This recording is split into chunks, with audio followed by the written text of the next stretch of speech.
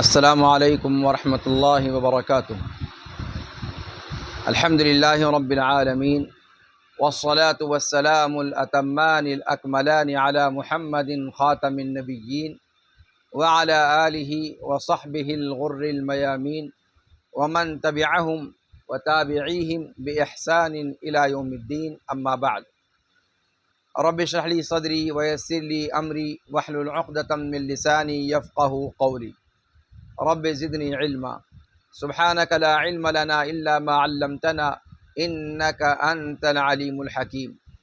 یا معلم ابراہیم علمنی کما علمتہ ویا مفہم سلیمان فہمنی کما فہمتہ۔ مشاہدین کرام، مختلف چینلز پر ہمارے ساتھ جڑے ہوئے سامعین و سامعات، السلام علیکم ورحمۃ اللہ وبرکاتہ۔ اربعین نوویہ کے نئے درس میں آپ سبھی کا خیر مقدم ہے۔ اس وقت اربعین نوویہ کی وہ مشہور حدیث جو امام نووی رحمہ اللہ نے اربعین میں 10ویں نمبر پہ ذکر کی ہے، اور جس کا مرکزی موضوع دعا کی قبولیت کے اسباب کو بیان کرنا ہے، اس حدیث کا درس لگاتار جاری ہے۔ بغیر کسی تمہید کے میں عزیزم ولید سے چاہوں گا کہ وہ اس حدیث کو پڑھ دیں تاکہ جہاں سے تشریح کا سلسلہ باقی رہ گیا ہے وہاں سے شرح شروع کی جا سکے۔ عزیزم ولید سلمہ اللہ۔ السلام علیکم ورحمۃ اللہ وبرکاتہ۔ وعلیکم السلام۔ بسم اللہ الرحمن الرحیم۔ عن ابی ہریرہ رضی اللہ تعالی عنہ قال قال رسول اللہ صلی اللہ علیہ وسلم ان اللہ تعالی طیب لا يقبل الا طیبا وان اللہ امر المؤمنین بما امر به المرسلین فقال يا أيها الرسل كلوا من الطيبات واعملوا صالحا وقال يا أيها الذين آمنوا كلوا من طيبات ما رزقناكم ثم ذكر الرجل يطيل السفر أشعث أغبر يمد يديه إلى السماء يا رب يا رب ومطعمه حرام ومشربه حرام وملبسه حرام وغذي بالحرام فأنى يستجاب لذلك رواه مسلم۔ جزاک اللہ خیرا۔ اب اس حدیث کے اندر آپ جانتے ہیں کہ حدیث کا ترجمہ کیا ہے، آپ کے سامنے پیش کیا جا چکا تھا۔ ہم براہ راست اس جملے کی طرف بڑھتے ہیں جہاں سے تشریح باقی رہ گئی تھی۔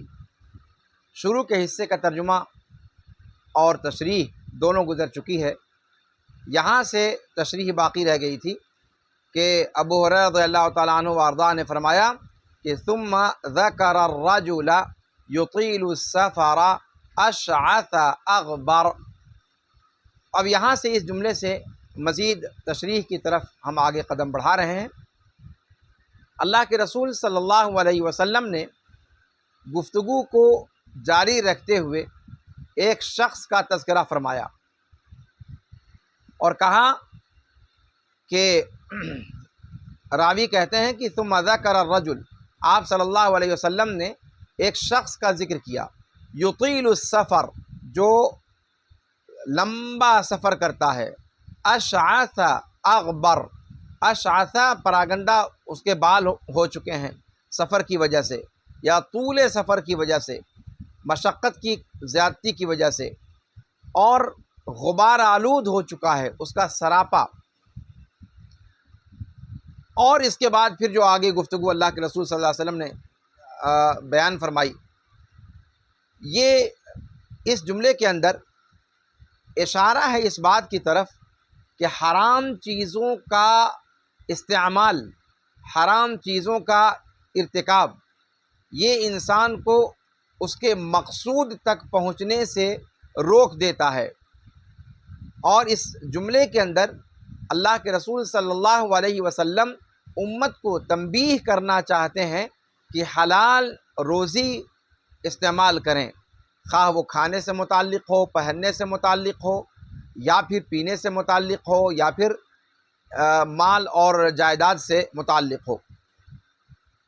اس کی کیا اہمیت ہے کہ رزق اگر حلال ہے، حرام نہیں ہے، تو اس کی حکمت کیا ہے کہ اس رزق کے ذریعے سے ادا کی ہوئی عبادت قابل قبول ہوتی ہے، اور اگر حرام ہے تو عبادات میں اس کا اثر کیا پڑتا ہے کہ حج ہو یا جہاد ہو یا اس جیسی کوئی بھی عظیم ترین عبادت ہو، وہ عبادت قابل قبول نہیں ہوتی۔ یہاں پر اللہ کے رسول صلی اللہ علیہ وسلم کے تعلق سے بتلاتے ہوئے ابو ہریرہ رضی اللہ تعالیٰ عنہ کے الفاظ ہیں کہ آپ صلی اللہ علیہ وسلم نے ذکر فرمایا آدمی کا، ایک شخص کا، ثم ذکر الرجل یا پھر رجل، دونوں اعراب اس کو دیا گیا ہے۔ یہاں پر طلبہ بھی ہمارے ساتھ موجود ہیں، تو میں چاہتا ہوں کہ اس حدیث کی عبارت کو بھی وہ سمجھیں کہ دو اعراب اس کا دیا جا سکتا ہے۔ ایک تو یہ کہا جائے کہ ثم ذکر الرجل یطیل السفر اشعث اغبر، اشعث اغبر، ٹھیک ہے؟ تو الرجل یا الرجل دونوں اس کا اعراب دیا جا سکتا ہے۔ الرجل کہیں گے تو یہ ابو ہریرہ رضی اللہ تعالیٰ عنہ نے جو جملہ ذکر کیا کہ ثم ذکر، کہ آپ صلی اللہ علیہ وسلم نے ذکر فرمایا ایک شخص کا، تو ذکرہ کا یہ مفعول ہو جائے گا، اور اس کے بعد یطیل السفر اور اشعث اغبر یہ سب اسی سے متعلق ہو جائے گا، یعنی اشعث اور اغبر یہ یطیلو سے حال واقع ہوگا۔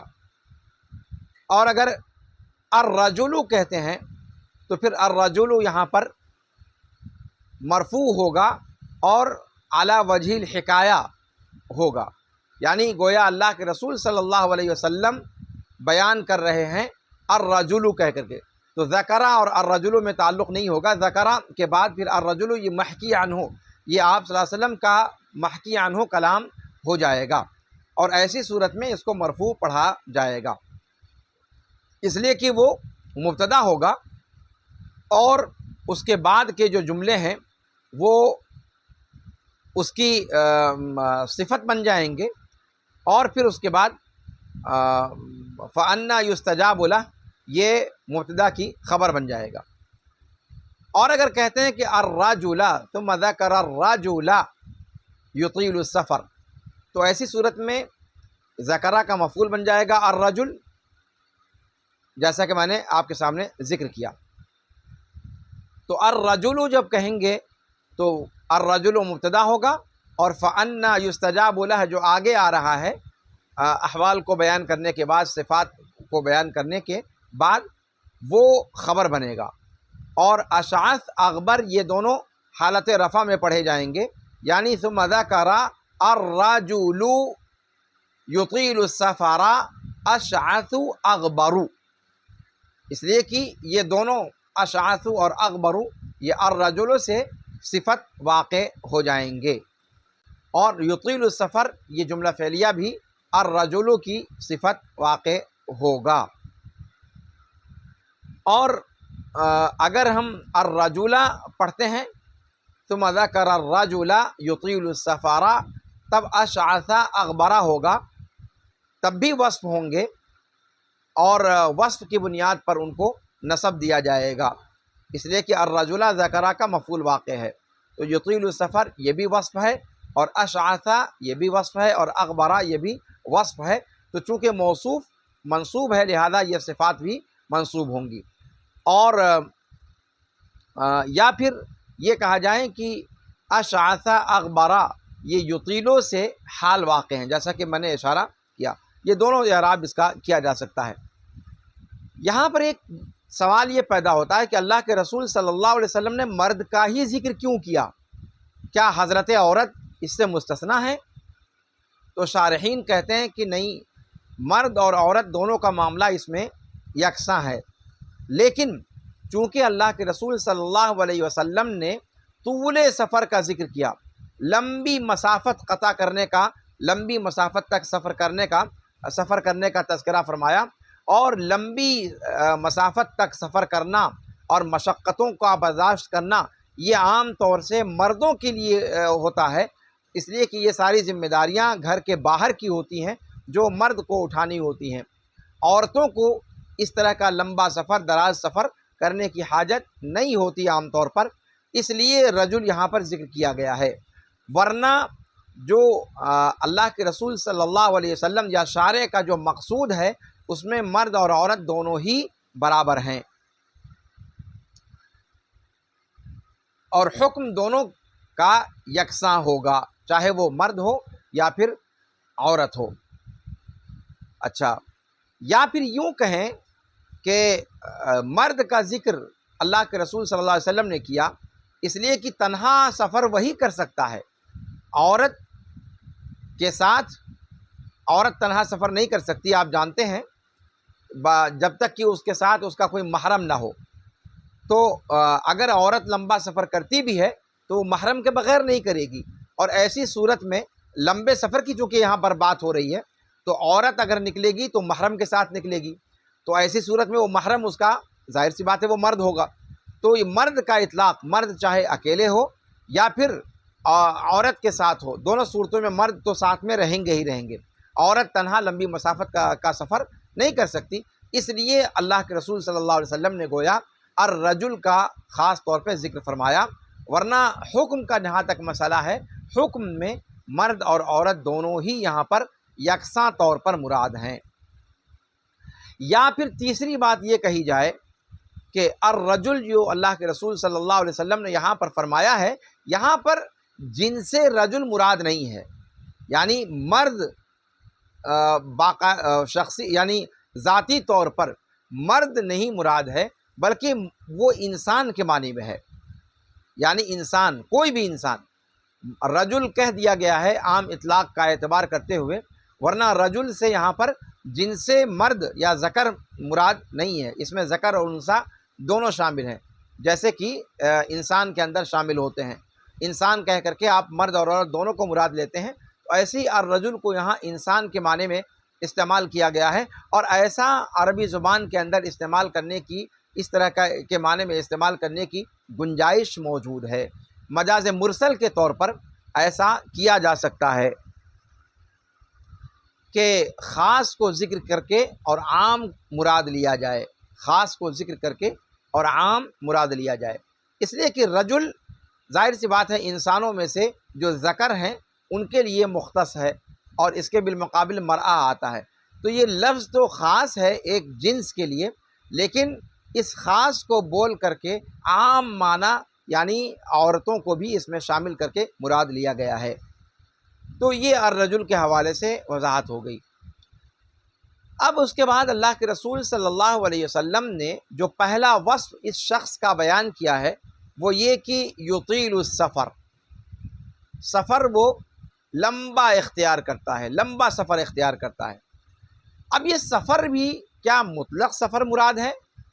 شارحین کہتے ہیں کہ نہیں صاحب، مطلق سفر مراد نہیں ہے، بلکہ یہاں اللہ کے رسول صلی اللہ علیہ وسلم سفر سے اطاعت اور بندگی کا سفر مراد لے رہے ہیں، چاہے وہ پھر حج کی عبادت کے لیے کیا جا رہا لمبا سفر ہو، یا پھر جہاد کے لیے، اعلاء کلمت اللہ کے لیے، یا پھر مستحب اور مسنون زیارت کے لیے، یا پھر صلہ رحمی وغیرہ کے لیے، یا عبادت کا کوئی کام انجام دینے کے لیے، یہ سفر مراد ہے، یعنی طاعت کا، اطاعت و بندگی کا سفر مراد ہے، معصیت کا سفر اس کے اندر مراد نہیں ہے۔ اور اطالت کا ذکر کیا اس لیے کہ لمبا سفر جو ہوتا ہے عام طور سے اس کے اندر مشقت زیادہ ہوتی ہے، احتیاج زیادہ ہوتا ہے، پریشانی اور مشقت زیادہ ہوتی ہے، تو اللہ کے رسول صلی اللہ علیہ وسلم نے سفر کا خاص طور سے یہاں پر ذکر کیا، اس لیے کہ سفر اپنے آپ میں دعا کی قبولیت کی جگہوں میں سے ایک اہم ترین جگہ ہے۔ سفر کا ذکر آپ صلی اللہ علیہ وسلم نے کیوں فرمایا؟ اس لیے کہ سفر یہ دعا کی قبولیت کے اسباب میں سے ایک اہم سبب ہے، اس لیے کہ اس کے اندر انسان اپنی ساری اکڑفوں بھول جاتا ہے، اس کا سارا تکبر، سارا غرور، سارا جو 30 مارخاں بننے کا مزاج ہوتا ہے وہ سب رخصت ہو جاتا ہے۔ سفر میں انسان کے اندر تواضع آ جاتی ہے، انکسار آ جاتا ہے، اور یہاں سے سفر کی حالت کو دعا کی قبولیت کے اسباب کے حالات میں شمار کیا گیا ہے۔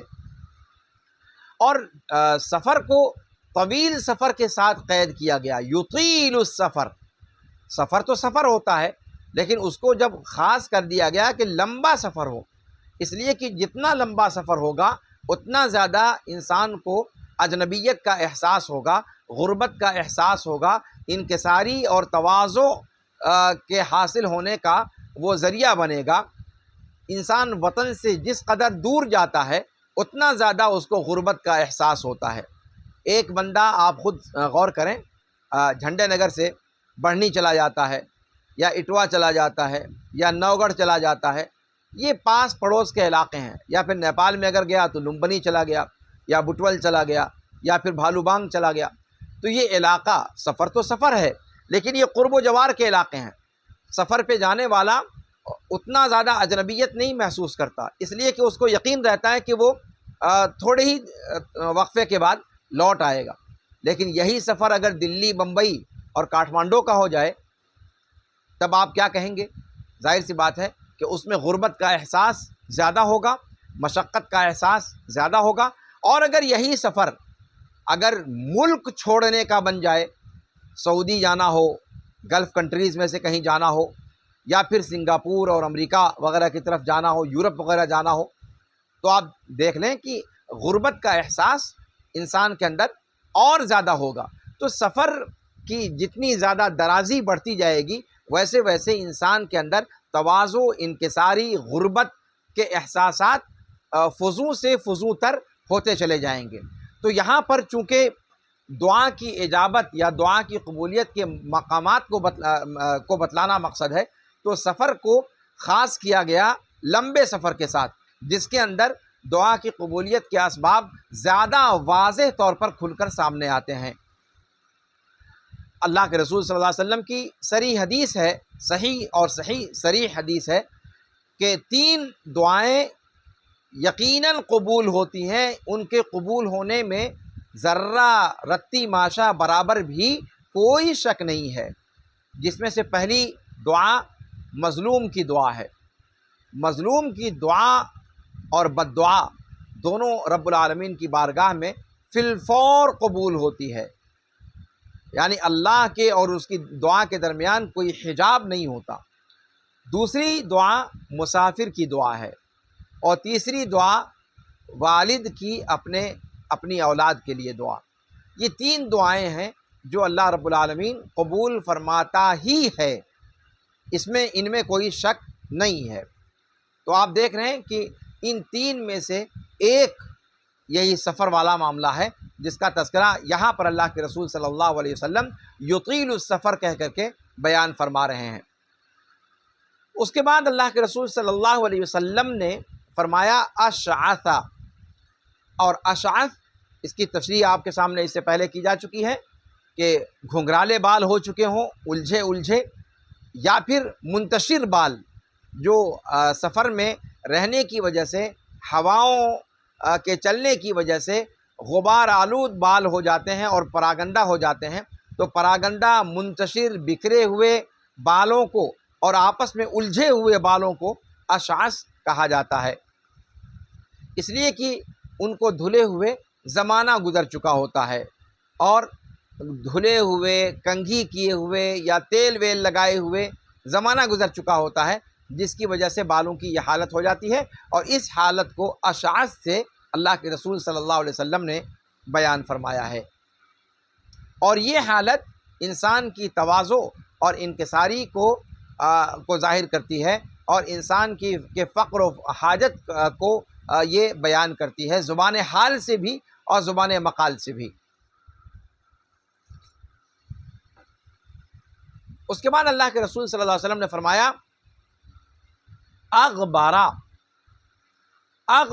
یعنی غبار نے اس کے بدن کی اس کے بالوں کی، اس کے چہرے بشرے کی حالت بدل کر رکھ دی ہے۔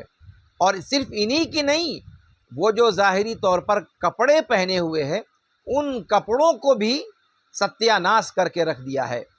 وَهَذَا شَأْنُ الْمُسَافِرِ طَوِيلًا، اور یہ ہر لمبا سفر کرنے والے مسافر کی حالت ہوتی ہے کہ اس کے کپڑے سے لے کر، بال سے لے کر، چہرے بشرے سے لے کر پورا کا پورا بدن غبار آلود ہو جاتا ہے۔ اور آپ جانتے ہیں کہ خاص طور سے جس زمانے کا یہ واقعہ ہے اس زمانے میں سفر یا گھوڑے سے یا پھر اونٹ سے کیا جاتا تھا، اور اس طرح کے سفر میں غبار انسان کے جسم و کپڑوں پر اور جسم پر اور اس کے چہرے بشرے پر بہت زیادہ اڑ کر کے جو ہے وہ پڑا کرتے تھے۔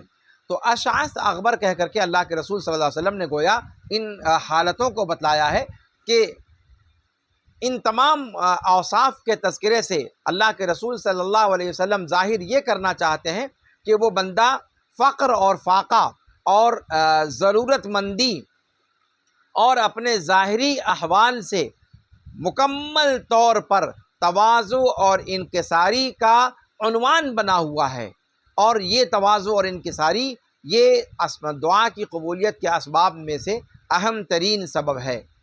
اور اسی لیے آپ جانتے ہیں کہ اللہ کے رسول صلی اللہ علیہ وسلم نے صلاۃ استسقاء میں یہ حالت مستحب مانی گئی ہے، اس لیے کہ یہ حالت جو ہے انسان کی پراگندگی کی حالت، یہ انسان کو فخر و غرور سے، تکبر سے اور ہر طرح کے گھمنڈ سے انسان کو دور کر دیتی ہے یہ حالت۔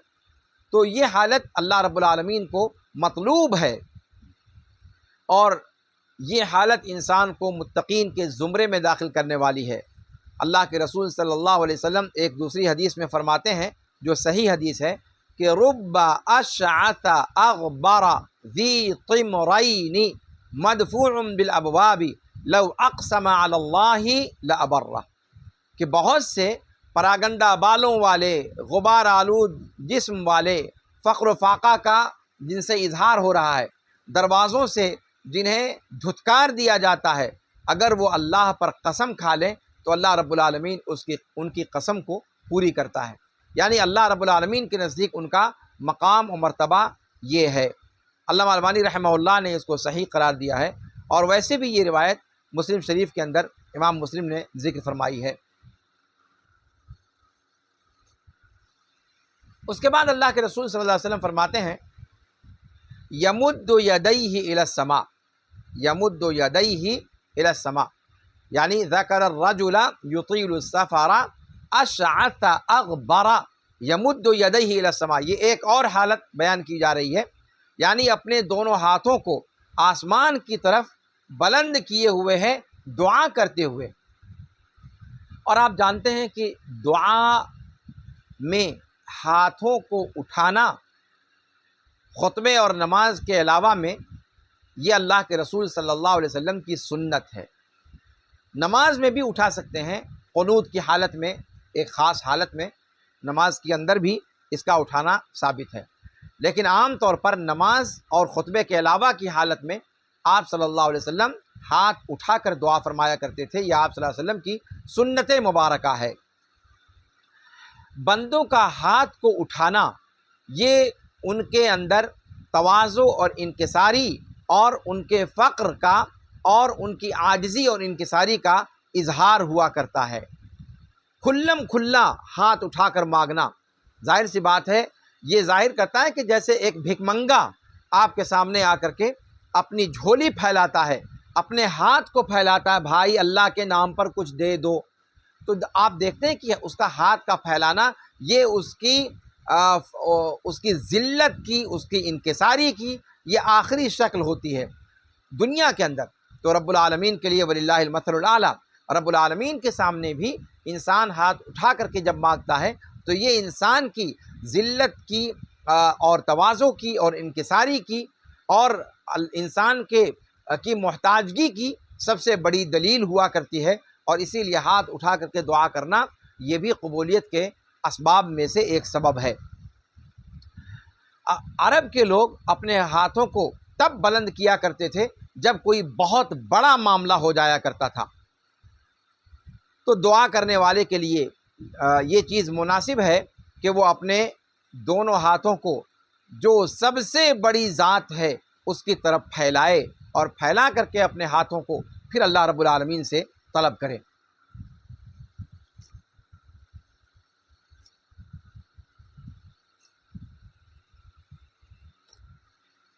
چونکہ انسان سے جب کچھ مانگتا ہے تو اپنے ہاتھ پھیلا کر کے مانگتا ہے، تو گویا یہاں پر دعا کرنے والے کو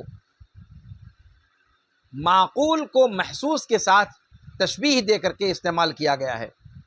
اور حدیث شریف میں اللہ کے رسول صلی اللہ علیہ وسلم صحیح حدیث میں بیان فرماتے ہیں کہ ان اللہ تعالی حیی کریم یستحیی اذا رفع الرجل یدیہ ان یردہما صفرا خائبتین۔ اللہ تعالی نہایت شرم کرنے والا اور سخی ہے، حیا ہے اللہ رب العالمین کو، اور اسے حیا آتی ہے جب کوئی شخص اپنے ہاتھوں کو بلند کر کے اس کے سامنے دستے سوال دراز کرتا ہے کہ اللہ رب العالمین اس کے دونوں ہاتھوں کو صفر کے ساتھ لوٹا دے، ناکام کر کے لوٹا دے، خالی لوٹا دے، اس کی مراد کو پوری نہ کرے۔ اس بات سے رب العالمین کو حیا آتی ہے۔ اب آپ اندازہ لگائیں کہ اللہ رب العالمین کو جب اس چیز سے حیا آتی ہے تو پھر اگر ہم اور آپ اپنی حاجات کو رب العالمین کے سامنے ہاتھ اٹھا کر مانگیں گے تو کیا اللہ رب العالمین ہماری مرادیں پوری نہ کرے گا؟ یقیناً کرے گا۔ لیکن یہاں جو صورتحال ہے کہ بندہ لمبے سفر کی حالت میں ہے، پراگندہ بال ہے، غبار آلود ہے، اور اپنے دونوں ہاتھوں کو اللہ رب العالمین کے سامنے دراز بھی کیے ہوئے ہے، لیکن اس کے باوجود اس کی دعا قبول نہیں ہو رہی ہے۔ اسباب قبولیت دعا ساری کی ساری موجود ہیں، تواضع اور انکساری اپنے نقطۂ عروج پر ہے، لیکن اس کے باوجود اس کی دعا قبول کیوں نہیں ہو رہی ہے؟ اس کے حرام رزق کی وجہ سے۔ اب یہاں سے آپ سمجھ سکتے ہیں کہ حرام رزق کا کتنا بڑا خطرناک معاملہ ہے۔ اچھا، انسان دونوں ہاتھوں کو اٹھاتا ہے آسمان کی طرف۔ آسمان کی طرف کیوں؟ اس لیے کہ دعا کا قبلہ اوپر کی جانب ہے، دعا کا قبلہ آسمان پر ہے، رزق کا خزانہ اوپر کی طرف ہے، بندوں کے اسرار کا بلند ہونا اوپر کی طرف ہے، اعمال کا چڑھنا اوپر کی جانب ہے۔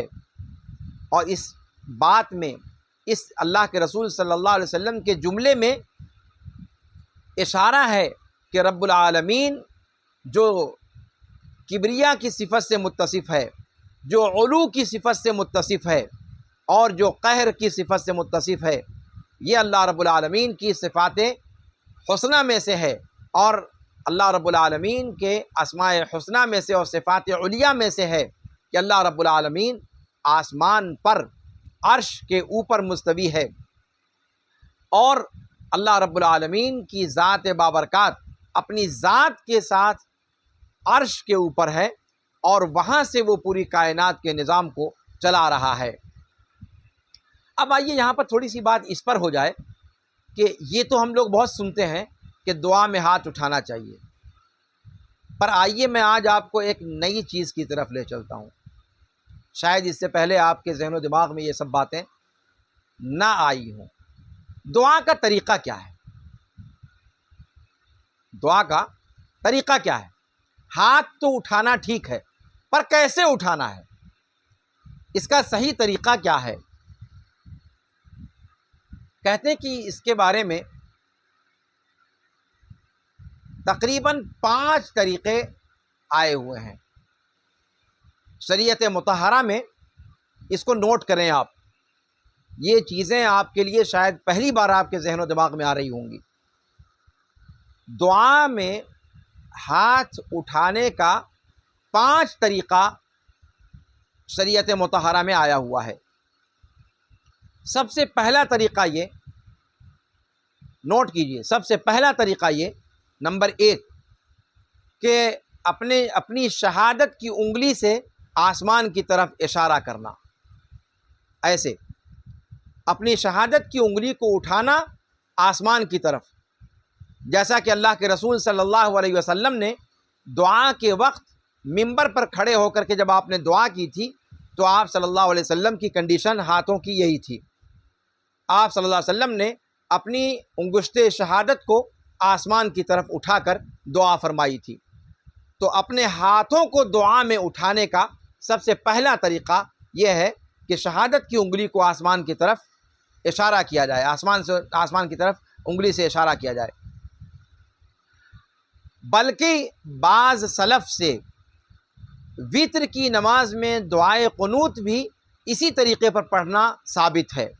سلف سے دعائے قنوت کو بھی اس طریقے سے پڑھنا ثابت ہے، یعنی وتر کے اندر جو دعائے قنوت ہم پڑھتے ہیں اللہم اہدنی فیمن ہدیت وعافنی فیمن عافیت، تو سلف کا طریقہ کیا تھا کہ اس طریقے سے انگلی آسمان کی طرف کر کے وہ دعائے قنوت پڑھا کرتے تھے۔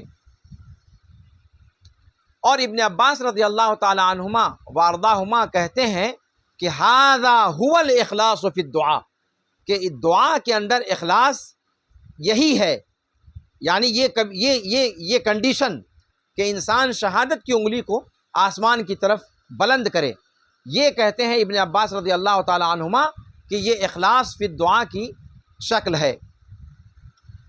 ابن سیرین رحمہ اللہ، آپ جانتے ہیں محمد ابن سیرین جلیل القدر تابعی ہیں، صحابہ کرام سے ان کی ملاقات ہے، بہت سارے صحابہ کرام سے انہوں نے روایتیں بیان فرمائی ہیں۔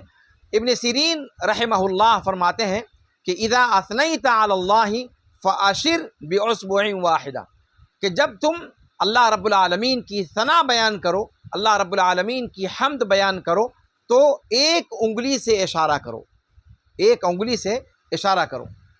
یہ تینوں روایتیں جو میں نے ممبر پر اللہ کے رسول صلی اللہ علیہ وسلم کی دعا کی کنڈیشن بتائی کہ انگشت شہادت آسمان کی طرف اٹھاتے تھے، یہ روایت امام مسلم نے اس کو ذکر کیا ہے، 874 نمبر کی حدیث ہے۔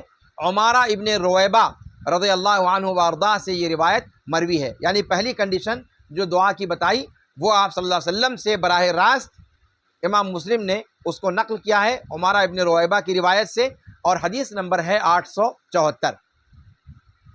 تیسری جو کنڈیشن تیسری بات جو آپ سے کہی گئی ہے، ابن عباس رضی اللہ تعالیٰ عنہما کا جو قول نقل کیا کہ یہی دعا میں اخلاص ہے، ابن عباس کا یہ قول مصنف عبد الرزاق کے اندر 3244 نمبر پہ ذکر ہے، اور مصنف ابن ابی شیبہ میں 10ویں جلد صفحہ نمبر 287 اور 381 پر ہے۔ اسی طریقے سے امام بہقی نے اپنی سنن کبریٰ کے اندر 2 جلد صفحہ نمبر 132 پر اس کو نقل کیا ہے۔ ابن سیرین کا جو قول آپ کے سامنے پیش کیا گیا کہ جب تم اللہ کی تعریف کرو تو اپنی ایک انگلی سے اشارہ کرو، یہ قول ان کا امام ابن رجب رحمہ اللہ نے جامع العلوم والحکم کے اندر صفحہ نمبر 271 پر نقل فرمایا ہے۔ یہ ہاتھ اٹھانے کی پہلی کنڈیشن ہے جو آپ کے سامنے بیان کی گئی، اور اس کی دلیلیں آپ کے سامنے پیش کی گئیں۔ تو پہلی کنڈیشن کیا ہے کہ اپنی شہادت کی انگلی کو آسمان کی طرف اٹھانا، اور یہ اللہ کے رسول صلی اللہ علیہ وسلم سے بھی ثابت ہے اور سلف سے بھی ثابت ہے، دعائے قنوت وغیرہ کے اندر بھی اس کا ثبوت ملتا ہے، اور عام دعاؤں کے اندر بھی ابن عباس رضی اللہ تعالیٰ عنہما وارضاہما کا کہنا یہ ہے کہ اخلاص فی دعا کی یہ شکل ہے، اور ابن سیرین بھی اس بات کی تاکید کرتے ہیں کہ اللہ کی حمد و ثنا بیان کرنے کے وقت میں ایک انگلی آسمان کی طرف اٹھائی جائے۔ اچھا، اب آئیے، یہ تو ایک انگلی کی بات ہو گئی، اب آتے ہیں 2 ہاتھ کی طرف۔ 2 ہاتھوں کو اٹھانے کی کیفیت کیا ہے؟ 2 ہاتھوں کو اٹھانا ہم لوگ عام طور سے کیسے اٹھاتے ہیں؟ ایسے دونوں ہاتھوں کو آسمان کی طرف اس کا رخ کر کے، اور یہی شکل تقریباً ہم سب جانتے ہیں، اس کے علاوہ دوسری شکلیں ہم لوگ جانتے نہیں ہیں یا کم اس پر توجہ ہماری رہا کرتی ہے۔ نوٹ کریں، دوسری شکل ہے اپنے دونوں ہاتھوں کو بلند کرنا اور ان دونوں کی پشت کو قبلہ کی طرف کر کے اور ان کے بطن کو چہرے کی طرف کرنا. یعنی اب جیسے میں آپ کیمرے کے سامنے بیٹھا ہوں، اگر یہ مان لوں کہ میں قبلے کی طرف ہوں تو اپنے ہاتھوں کو ایسے اٹھاؤں گا. تو ایسے دیکھیں آپ، دونوں ہاتھوں کی پشت قبلہ کی طرف ہو گئی اور اس کا جو سامنے والا حصہ ہے یہ آپ کے تھوبڑے کی طرف آیا. یہ دوسری شکل ہے ہاتھ اٹھانے کی کہ انسان اپنے دونوں ہاتھوں کو اس طریقے سے اٹھائے کہ دونوں ہاتھوں کی پشت قبلہ کی طرف ہو. ظاہر سی بات ہے قبلہ رخ کھڑا ہو کر کے دعا کر رہا ہے یا بیٹھ کر کے دعا کر رہا ہے تو قبلہ رخ ہو کر کے دعا کرنا چاہیے. یہ تو جو آداب ہیں ان میں سے ہے. تو قبلہ رخ ہو کر کے آپ دعا کر رہے ہیں جب، اور ہاتھ کو ایسے اٹھائیں گے تو ہاتھوں کی پشت قبلے کی طرف ہوگی اور ہاتھوں کا جو یہ والا حصہ ہے ہتھیلی والا یہ آپ کے چہرے کی طرف ہوگا.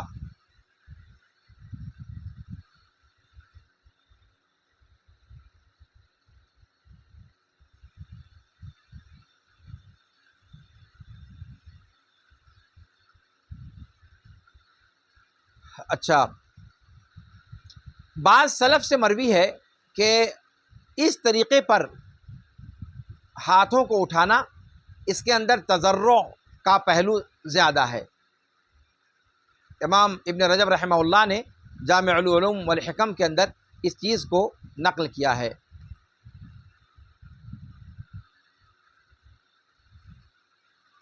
یہ دوسری شکل ہوئی. اور اس صفت کا تذکرہ دعائے استسقاء کے اندر بھی آیا ہے جو متفق علیہ روایت ہے، انس رضی اللہ تعالیٰ عنہ وارضاہ سے مروی ہے. بخاری میں 1031 نمبر کی حدیث اور مسلم میں 895 نمبر کی حدیث. اب آئیے تیسری کنڈیشن.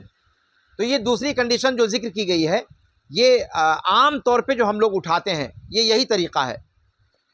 تیسرا طریقہ دوسرے کا بالکل الٹا، جو دوسری صفت بتائی گئی ہے اس کا بالکل اپوزٹ. یعنی دوسری صفت میں ہم نے کیا کیا تھا کہ ہاتھوں کی پشت کو قبلے کی طرف کیا تھا اور اس کا ہتھیلی والا حصہ چہرے کی طرف کیا تھا. اب یہ جو کنڈیشن تیسری ہے اس میں الٹ دیجئے ہاتھ کو، تو ہتھیلی والا حصہ قبلہ کی طرف اور جو ہتھیلی کی پشت ہے وہ آپ کے چہرے کی طرف. یہ کیفیت اللہ کے رسول صلی اللہ علیہ وسلم سے دعائے استسقاء میں خاص طور پر وارد ہے، جیسا کہ اس کے علاوہ بعض سلف سے اور صحابہ کرام سے بھی یہ وارد ہے. اور یہ کنڈیشن کب استعمال کی جاتی ہے؟ جب اللہ رب العالمین سے کسی چیز سے پناہ مانگنی ہو یا کسی چیز سے تعوذ کرنا ہو، تو ایسی شکل میں یعنی بری چیز سے بچنے کے لیے اگر کوئی اس طرح کا سیاق ہے تو اس میں یہ کنڈیشن استعمال کی جانی چاہیے. یعنی عام حالات میں ایسے ہی کریں گے دعا جیسے ہم لوگوں کا طریقہ ہے، لیکن جب کسی چیز ضرر سے بچانے کا معاملہ ہو، استجارہ کا اور استعاذہ کا معاملہ ہو، تو اس کو الٹ دیں گے، جیسا کہ آپ صلی اللہ علیہ وسلم دعائے استسقاء میں کیا کرتے تھے. تو دعائے استسقاء میں آپ صلی اللہ علیہ وسلم جو دوسری کنڈیشن تھی اس کے اپوزٹ کرتے تھے، اپوزٹ بھی کرتے تھے. دھیان دیجیے گا، دعائے استسقاء میں دونوں کیفیت وارد ہے، پہلے ایسے اور پھر ایسے. تو یہ تیسری کنڈیشن ہے کہ اپنے ہتھیلی کو، اپنی ہتھیلیوں کو قبلہ رو کر دیا جائے اور ہتھیلیوں کی پشت کو اپنے چہرے کی طرف کر لیا جائے. اور یہ خاص طور سے استجارہ اور استعاذہ کے سیاق میں مروی ہے، جیسا کہ استسقاء کا سیاق بتایا گیا. یہ تین کنڈیشن ہو گئی. چوتھی کنڈیشن کی طرف ہم آگے بڑھتے ہیں. دونوں ہاتھوں کو بلند کرنا اور ہتھیلیوں کو آسمان کی طرف کر لینا اور ہتھیلیوں کی پشت کو زمین کی طرف کر لینا. یعنی ایسے آپ دیکھ پا رہے ہوں گے کیمرے کے اندر، ایسے کرنا یعنی دونوں ہتھیلیوں کی پشت زمین کی طرف اور جو ہتھیلیاں ہیں وہ آسمان کی طرف. یعنی جو دوسری کنڈیشن تھی اور یہ چوتھی کنڈیشن، اس میں فرق یہ کہ دوسری کنڈیشن میں ہم ہاتھ کو ایسے رکھتے تھے، ایسے، اس لیے کہ پشت قبلہ کی طرف ہو جا رہی تھی اور انگلیوں کا رخ آسمان کی طرف تھا.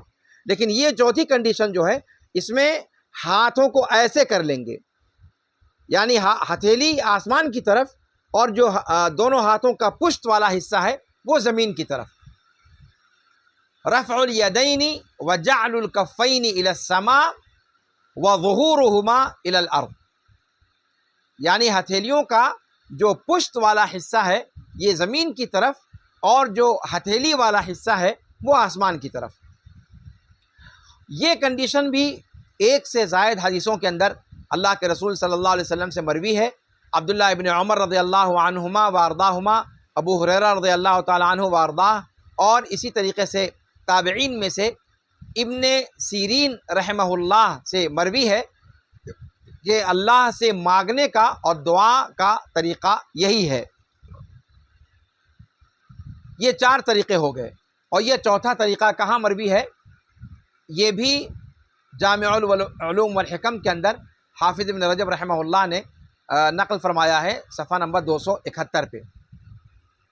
اب آئیے 5واں اور آخری طریقہ ہاتھ کو اٹھانے کا ذکر کیا جائے. 5واں طریقہ چوتھے طریقے کا الٹا ہے. چوتھے طریقے کا الٹا، یعنی ہم نے ہتھیلی آسمان کی طرف کی تھی، پشت زمین کی طرف. اب آپ الٹ دیجئے، یعنی دونوں ہتھیلیوں کی پشت کو آسمان کی طرف اور دونوں ہتھیلیاں زمین کی طرف. عکس ذالک بقلب الکفین الی جہت الارض وجعل ظہورہما الی جہت السماء، دونوں ہتھیلیوں کا رخ زمین کی طرف اور ان کی پشت کا رخ آسمان کی طرف کر دیا جائے.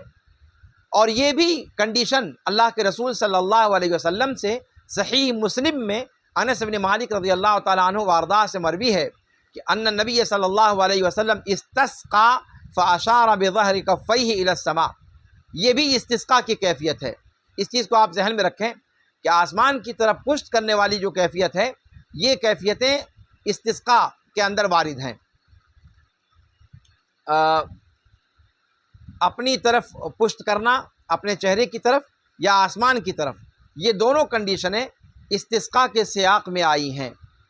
اللہ کے رسول صلی اللہ علیہ وسلم نے استسقاء کی حالت میں، استسقاء میں جو دعا طلب کی تھی، اس میں آپ صلی اللہ علیہ وسلم نے اپنی دونوں ہتھیلیوں کے پشت کو آسمان کی طرف کر لیا تھا. اگر آپ دیکھ پا رہے ہیں، اپنی دونوں ہتھیلیوں کے پشت کو آسمان کی طرف کر لیا تھا. تو یہ ہاتھ اٹھانے کی 5ویں کیفیت ہے، اور جیسا کہ میں نے بتایا یہ مسلم شریف کی روایت ہے، اور یہ اصل حدیث صحیحین کے اندر ہے. لیکن بخاری میں جو حدیث ہے اس کے اندر یہ جو کنڈیشن ہے، یہ کنڈیشن بخاری میں موجود نہیں ہے، مسلم کے اندر موجود ہے. اسی طریقے سے امام احمد کے ہاں حدیث نمبر 11830، 12144 اور 13121 نمبر پہ ہے. مسلم میں یہ روایت 896 نمبر پہ ہے. ابو داؤد میں 1171 نمبر پہ یہ روایت موجود ہے. تو یہ دعا کے اندر ہاتھ اٹھانے کی 5 کیفیتیں ہیں. یہ 5 کیفیتیں اللہ کے رسول صلی اللہ علیہ وسلم سے مروی ہیں. اس کے بعد اللہ کے رسول صلی اللہ علیہ وسلم نے آگے فرمایا، یمد یدیہ الی السماء کے بعد یا رب یا رب. یہاں پر گویا یا رب اور یا رب یہ قول محذوف کا مقول ہے، ٹھیک ہے. اور یہ یمدو جو فعل ذکر کیا ہے، یمد یدیہ الی السماء، اس کے فاعل سے حال واقع ہے. یعنی اصل عبارت کیا ہے؟ یمد یدیہ الی السماء قائلا یا رب یا رب، یا ربی یا ربی. تو گویا یہاں پر قائلاً حال محذوف ہے، اور یہ یا ربو اسی قائلاً جو محذوف ہے حال، اسی کا مقول ہے، یہ قول کا مقول ہے. اچھا، یہاں پر ایک سوال یہ ہے کہ یا رب 2 بار کیوں کہا؟ سوال بنتا ہے نا؟ نہیں بنتا ہے؟ سوال بنتا ہے کہ 2 بار کیوں کہا. تو 2 بار کی حکمت شارحین نے بتلائی کہ انسان جب اللہ رب العالمین کے سامنے دست سوال دراز کرتا ہے تو اس کا 2 مقصد ہوتا ہے. پہلا مقصد یہ ہوتا ہے کہ کچھ چیزیں چاہیے ہوتی ہیں، اور دوسرا مقصد یہ ہوتا ہے کہ کچھ چیزوں کو اپنے سے دور کرنا چاہتا ہے، یعنی اے اللہ جو ہمارے پاس نہیں ہے وہ ہم کو عطا کر، اور جو مصیبتیں ہمارے اوپر ہیں اس کو ہم سے دور کر۔ تو پہلا یا رب مصیبت کو دور کرنے کے لیے، اور دوسرا یا رب جو اللہ رب العالمین کے رزق ہیں ان کو طلب کرنے کے لیے، یا پہلا کہہ لیں رزق کو طلب کرنے کے لیے، اور دوسرا جو اپنے اوپر جو برے حالات ہیں یا بری کنڈیشن ہے یا امراض ہیں یا پریشانیاں ہیں، مشاکل ہیں، ان کو دور کرنے کے لیے۔ اور آپ یہ ذہن میں رکھیں آپ کہ عام طور پہ انسان جب مصیبت کا مارا ہوتا ہے تبھی اس کے ہاتھ اٹھتے ہیں، خوشحالی میں رب کہاں یاد آتا ہے۔ تو ایسی صورت میں گویا مصیبت کے وقت میں جب انسان ہاتھ اٹھائے گا تو سب سے پہلی چیز کیا مانگے گا؟ اے اللہ میاں مصیبت دور کر دے۔ تو سب سے پہلے مصیبتوں کو دور کرے گا، اور اس کے بعد پھر کہے گا اے اللہ تو ہمیں خوشحالی نصیب فرما، اے اللہ ہماری تنگ دستی دور کر دے اور ہمیں خوشحالی نصیب فرما۔ تو تنگ دستی کو دور کرنا، امراض کو دور کرنا، ایک دعا اس کے لیے ہوئی، اور پھر اگلی والی دعا اس کے لیے کہ اے اللہ اور فلاں فلاں چیز ہم کو عطا کر۔ تو یا ربی یعنی پہلا یا رب مصیبتوں کے دور کرنے کے لیے، اور دوسرا یا رب جو نعمتیں وہ اللہ سے طلب کرنا چاہتا ہے اس کے لیے۔ اس طور پر یہ دونوں یا رب تکرار نہیں ہے، بلکہ مطلب بظاہر تو تکرار ہے، دونوں الفاظ جو ہیں مکرر ہیں، لیکن حقیقت میں یہ دونوں مکرر نہیں ہیں، دونوں الگ الگ چیزوں کے طلب کرنے کے لیے ہیں۔ ایک ہے مصیبتوں کو دور کرنے کی طلب، اور دوسری چیز ہے نعمتوں کو اپنے پاس لینے کی طلب، اس کو مانگنے کی طلب، مانگنے کی دعا۔ اچھا، انس رضی اللہ تعالی عنہ فرماتے ہیں کہ ما من عبد یقول یا ربی الا قال له ربه لبیک لبیک۔ اس کے علاوہ یا رب 2 مرتبہ کہنے کی ایک حکمت یہ بھی ہے جو انس رضی اللہ تعالیٰ عنہ وارضہ کی حدیث میں آئی ہے کہ کوئی بندہ نہیں کہتا ہے یا رب یا رب، یہاں بھی دیکھیں یا رب 2 مرتبہ کہا گیا، کہ کوئی بھی بندہ نہیں کہتا ہے اللہ تعالیٰ کی طرف متوجہ ہوتے ہوئے یا رب، مگر اللہ تعالیٰ اس کے جواب میں کہتا ہے لبیک لبیک، اے میرے بندے میں حاضر ہوں، اے میرے بندے میں حاضر ہوں، کیا چاہیے تمہیں۔ یہ جو روایت ہے انس رضی اللہ تعالیٰ عنہ کی، یہ روایت آئی ہوئی ہے جامع العلوم والحکم کے اندر، حافظ ابن رجب نے اس کو نقل کیا ہے صفحہ نمبر 273 پر۔ اسی طریقے سے ابو الدرداء رضی اللہ عنہ وارضاہ اور ابن عباس رضی اللہ تعالی عنہما وارضاہما سے مروی ہے کہ وہ دونوں کہا کرتے تھے کہ اسم اللہ الاکبر ربی ربی، کہ اللہ رب العالمین کے ناموں میں سب سے بڑا نام ربی ربی ہے۔ یعنی یہاں بھی آپ دیکھیں کہ اللہ رب العالمین کے بڑے نام کو ذکر کرتے ہوئے رب کی تکرار کر کے بیان کیا ہے ابو الدرداء نے اور ابن عباس رضی اللہ عنہم اجمعین۔ انہوں نے گویا رب اور رب تکرار کے ساتھ کہنا یہ اللہ رب العالمین کا سب سے بڑا نام ہے۔ امام مالک رحمہ اللہ اور سفیان رحمہ اللہ سے سوال کیا گیا کہ ایک بندہ اللہ تعالیٰ سے دعا کرتے ہوئے کہتا ہے یا سیدی اے میرے آقا مجھے یہ عطا کر، اے میرے آقا یہ عطا کر۔ تو ان دونوں کا فتویٰ تھا، ان دونوں نے کہا، امام مالک نے بھی اور سفیان نے بھی، فقالا یقول یا رب، وہ کہے یا رب، یعنی یا سیدی کہنے کے بجائے کیا کہنا چاہیے؟ یا رب۔ امام مالک نے اضافہ کیا کہ وہ کیوں کہہ رہے ہیں کہ یا رب کہتے ہیں کہ کما قالت الانبیاء فی دعائہم، اس لیے کہ جتنے بھی سابقہ انبیاء کرام گزرے ہیں ان سب کی سنت یہی ہے کہ وہ دعا کرتے ہوئے اللہ رب العالمین کو رب کے ذریعے سے یاد فرمایا کرتے تھے۔ تو گویا یا رب کی تکرار کے پیچھے مقصد کیا ہے اس تکرار کا کہ پہلے یا رب کے اندر آپ یہ مانیں کہ یا ربی جنبنی کذا، اور دوسرا یا رب اعطینی کذا، ایک جو ہے وہ برائیوں سے پناہ یا مصیبتوں سے پناہ کے لیے، اور دوسرا جو نہیں ہے اس کو حاصل کرنے کے لیے۔ اگر کوئی شخص قرآن کی دعاؤں میں غور و فکر کرتا ہے تو وہ پائے گا کہ قرآن کی دعاؤں کا آغاز رب کے لفظ سے ہوتا ہے۔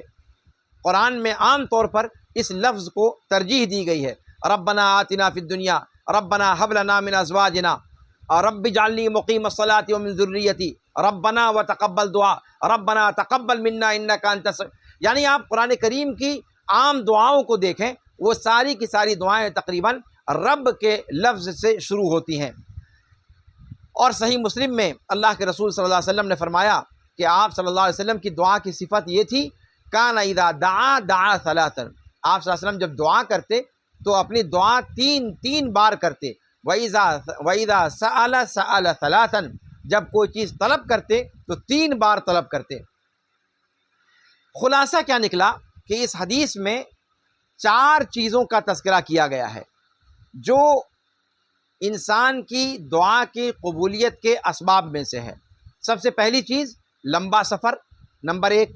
نمبر 2 اس کی جو پسمردہ حالت ہے، پراگندہ بال، غبار آلود اس کا سراپا، یہ دوسری کنڈیشن۔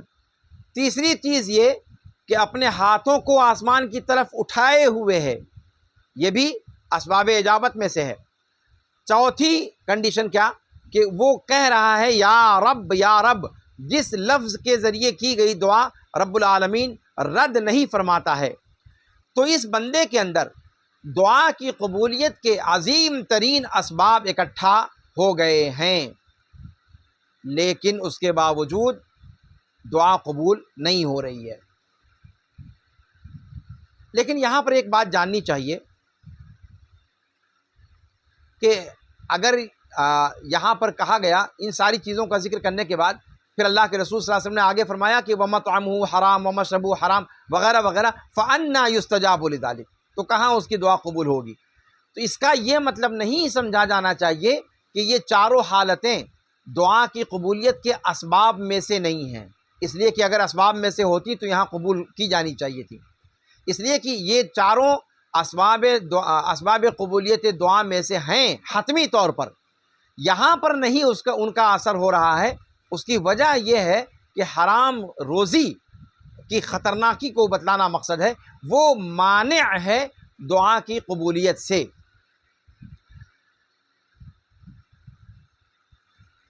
تو اب یہاں پر دعا میں اصل میں 2 چیزیں اکٹھا ہو گئیں، ایک تو اس کی قبولیت کے اسباب اور دوسری چیز اس کی قبولیت کا مانع۔ اور اصول فقہ کا قاعدہ ہے کہ جب مانع اور مقتضی دونوں جمع ہو جائیں تو مانع کو غلبہ دے دیا جاتا ہے۔ یعنی قاعدہ کیا کہتا ہے؟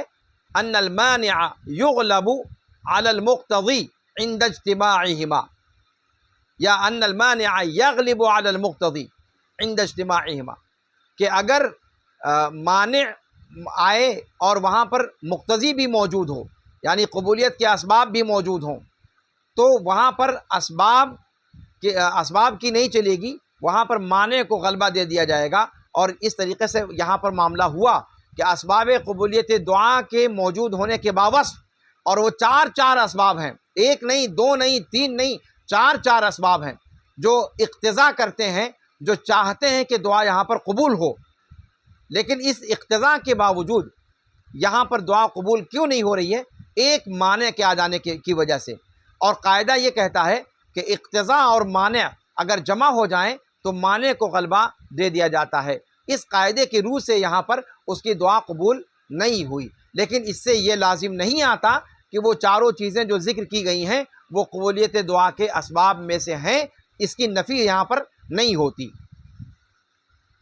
اب یہاں سے اللہ کے رسول صلی اللہ علیہ وسلم کے اس قول کی تشریح کہ وَمَطْعَمُهُ حرام وَمَشْرَبُهُ حرام وَمَلْبَسُهُ حرام وَغُذِّيَ بِالْحَرَام فَأَنَّا يُسْتَجَابُ لِذَلِكَ، اس کی تشریح انشاءاللہ اگلے درس میں کی جائے گی۔ حضرت ولید بار بار اشارہ کر رہے ہیں کہ درس شاید لمبا ہوتا جا رہا ہے، اس لیے آج بس اسی پر اکتفا کرتا ہوں۔ اللہ رب العالمین سے دعا ہے کہ اللہ رب العالمین ہمیں اس حدیث کے مضامین کو صحیح طور پر سمجھنے اور اس کا ادراک کرنے کی توفیق عطا فرمائے۔ اللہ رب العالمین ہمیں رزق حلال حاصل کرنے اور رزق حلال ہی پر قانع رہنے کی اللہ رب العالمین ہمیں توفیق عطا فرمائے۔ اللہ رب العالمین ہم سب کو ان لوگوں میں سے بنائے جن کی دعائیں اسباب قبولیت دعا کے اثر سے قبول کی جاتی ہیں۔ اللہ رب العالمین ہماری دعاؤں کے اندر قبولیت پیدا فرمائے اور ہماری ضروریات کی تکمیل فرمائے۔ جو لوگ بھی یہاں پر درس کو سن رہے ہیں، اللہ رب العالمین ان سب کی، جن کی جو بھی جیسی بھی جائز ضروریات ہوں، جن میں ان کی مصلحت اور رب کی رضا ہو، اللہ رب العالمین ان تمام کی حاجات کو مکمل فرمائے، ان کی تکمیل فرمائے، ان کی تکمیل کے اسباب مہیا فرمائے۔ انشاءاللہ اس حدیث کا تتمہ پھر اگلے درس میں آپ کے سامنے پیش کیا جائے گا۔ تب تک کے لیے آپ سے اجازت چاہتے ہیں۔ ہم سب اللہ رب العالمین سے دعا کریں کہ اللہ رب العالمین ہم سب کو اپنے حفظ و امان میں رکھے۔ ھذا وصلی اللہ وسلم علی نبینا محمد وعلی آلہ وصحبہ اجمعین۔ سبحانک اللہم وبحمدک، اشہد ان لا الہ الا انت، استغفرک واتوب الیک۔ والسلام علیکم ورحمۃ اللہ تعالی وبرکاتہ۔